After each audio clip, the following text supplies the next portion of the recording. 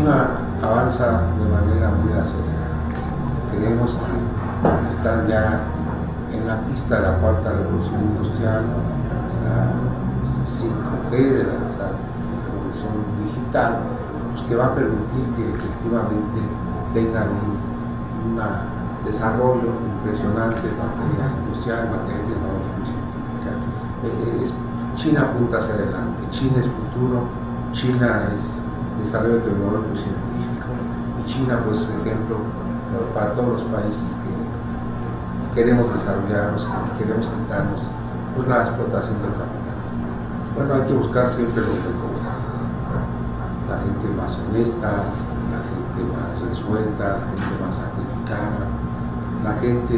que tenga en su visión servir a los demás, servir al pueblo, y deje de lado las ambiciones personales. Creo que es lo fundamental, dar entrada a la nueva generación vital. Los jóvenes representan el futuro, los jóvenes representan el mañana, y creemos que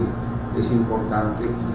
los jóvenes tengan una apertura resuelta en las filas del Partido Comunista de China y también del gobierno. Creemos que se tiene que dejar de lado el dogmatismo,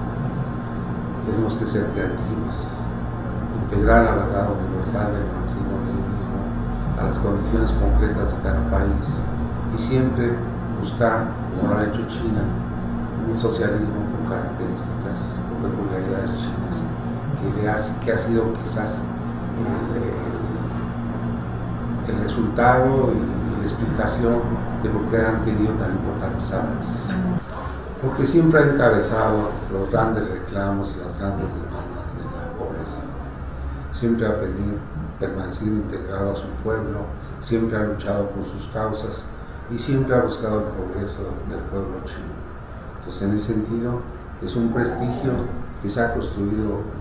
a través de un siglo y nosotros aspiramos que sean muchos siglos más en donde el Partido Comunista y el pueblo chino mantengan una relación ejemplar de equilibrio, una relación de prudencia, de respeto, para que siempre se trabaje siempre buscando el beneficio de las mayorías